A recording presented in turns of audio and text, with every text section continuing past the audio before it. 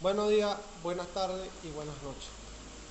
Hablaremos referente a lo que es la teoría del juego, en qué se fundamenta, sus postulados y finalizando con el dilema del prisionero.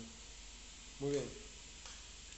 Entonces, se fundamenta la teoría del juego en cuál pudiera ser la conducta óptima decidida por uno o más individuos en una situación de ventaja o desventaja proporcional para ambos, donde hay una infinidad de situaciones en la vida real en la que se puede aplicar la teoría de juegos.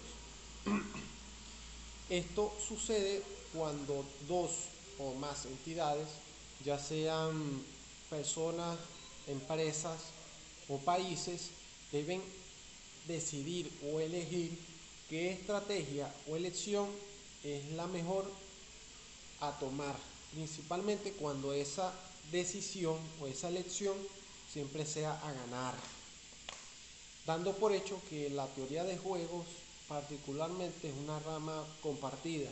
¿Por qué compartida? Porque en una gran variedad eh, se, se puede hablar en general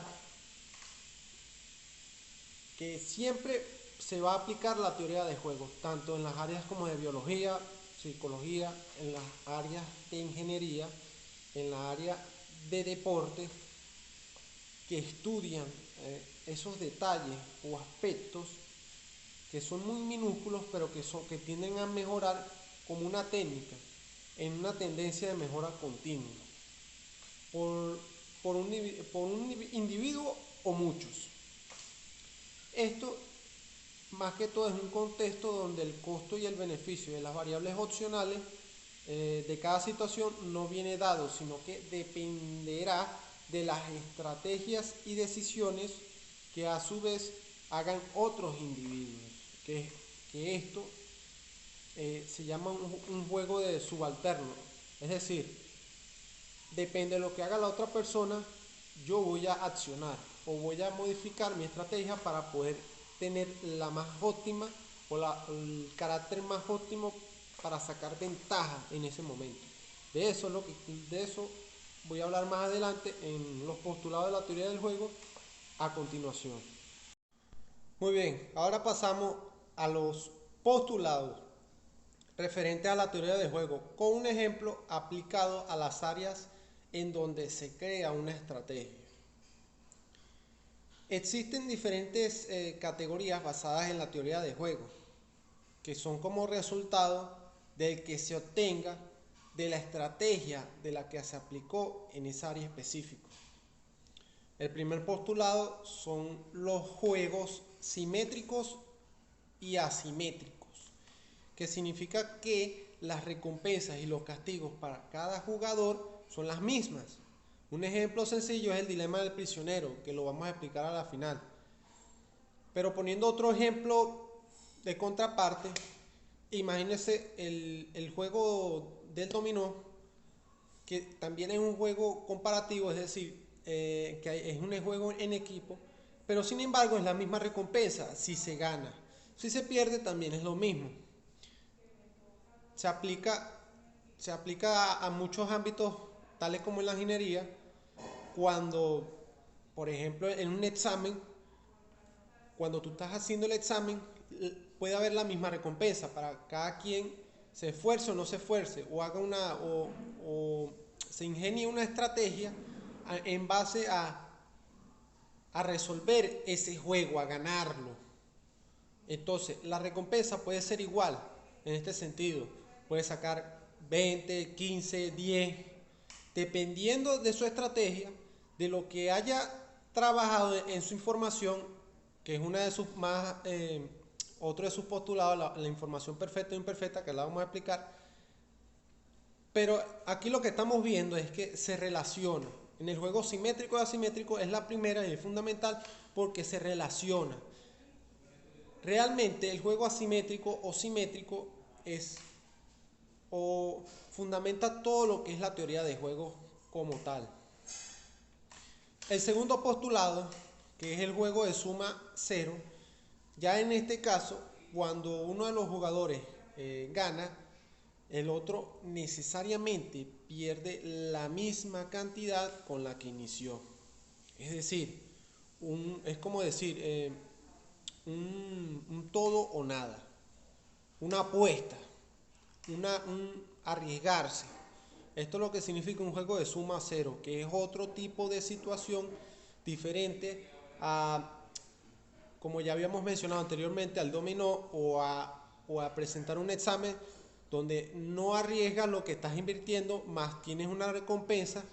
Pero aquí, en el segundo postulado, que es el juego suma cero, sí, sí, si te gana el contrincante, si pierdes todo con lo que iniciaste. Es se relaciona al juego más de las apuestas, de arriesgarse, al tener esa frivolidad de invertir sabiendo que lo puedes perder. Ahora, el tercer postulado son los juegos cooperativos o no cooperativos.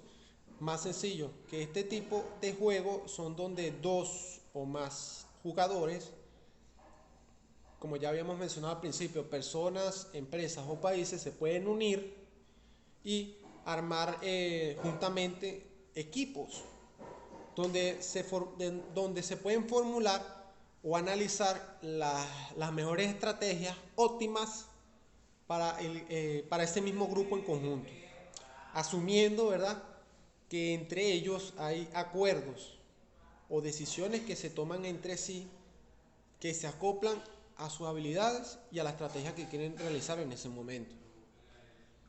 Estrategia o secuencia, dependiendo del tipo de juego, dependiendo del tipo de área en la que se desarrollen o la que vayan a aplicar. Ahora seguimos con el cuarto postulado. Ok, el cuarto postulado es el equilibrio de Nash. N-A-S-H. Este equilibrio es en el que ninguno de los jugadores gana nada cambiando su estrategia principal. Ni uno gana cambiándola, ni el otro modificando la suya. Es decir, no hay ningún tipo de ventaja en esta situación o en este postulado para que se mantenga un equilibrio en el juego.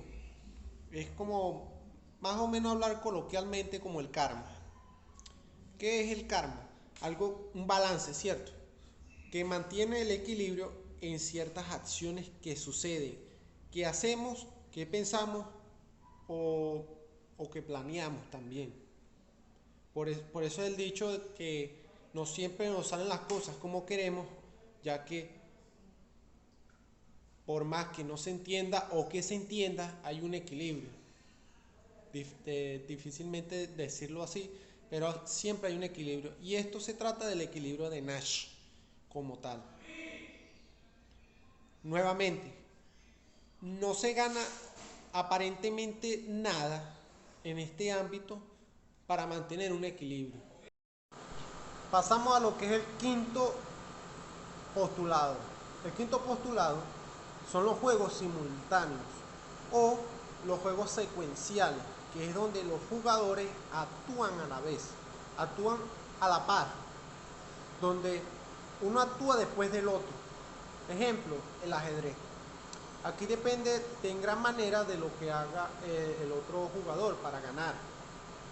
Como ya dijimos, en el ajedrez, dependiendo de las piezas que mueve el otro jugador, nosotros vamos a coordinar la mejor estrategia conforme a lo que él haga. Así, sabiendo la información que nos llega, nosotros optamos por una mejor estrategia. Eso es lo que significa en la teoría de juego simultáneo o secuencial. Pasamos al sexto postulado que caracteriza más la teoría de juego, y es, como ya dijimos anteriormente, el juego de la información perfecta o imperfecta, que según se conozca o no lo que hagan o hayan hecho los otros jugadores, nosotros podemos determinar el siguiente movimiento o mejorar la estrategia en ese concepto, manejando, entredicho, la información que se tenga acerca del oponente, del otro jugador, o el juego, el contexto del juego, la situación. Finalmente, tenemos lo que es el dilema del prisionero. Se entiende y se nos muestra de una manera más gráfica un ejemplo cómo dos personas pueden elegir no cooperar entre ellas cuando dicha elección o decisión va en contra del interés de ambos. Eso era lo que estábamos hablando al principio del primer postulado del juego asimétrico o no asimétrico, que en el dilema del prisionero se analiza qué incentivos existen para esas dos personas, o en este caso son dos sospechosos de un crimen a delatar al compañero o proclamar su inocencia. Pongamos un prisionero llamado Daniel y otro llamado Luis. Este último parará 5 años en la cárcel, mientras que Daniel quedará libre. ¿Pero por qué? Porque el que está delatando es Luis. Perdón, el que está delatando es Daniel, pero el que quedará bajo la cárcel 5 años es Luis. Y si pasa al revés, quien delata es Daniel a Luis, Luis quedará 5 años en la cárcel. O sea, pasaría al revés. Ahí es donde el dilema del prisionero está, que tanto el uno como para el otro reciben lo mismo. El primer postulado, se refiere al primer postulado. Entonces, como reciben lo mismo, o, ¿verdad? Si en este caso, si los dos cooperan y dicen que los dos son inocentes, pasarán a tener 1 año de prisión. Esa es la otra contraparte del dilema del juego, donde se aplica el sexto postulado de la información perfecta e imperfecta. Que, como ellos no tienen esa información de que si ellos dos cooperan a pesar de que le están poniendo un beneficio, de que uno queda libre y el otro queda preso, o no, si los dos se mantienen firmes de que son inocentes, tanto el uno como el otro, entonces pasarán 1 solo año, ahí se aplica el sexto postulado. Pero por lo demás se aplica el primer postulado, el juego asimétrico o isométrico, no asimétrico, perdón. Entonces, finalizando, esto fue toda nuestra posición. Gracias.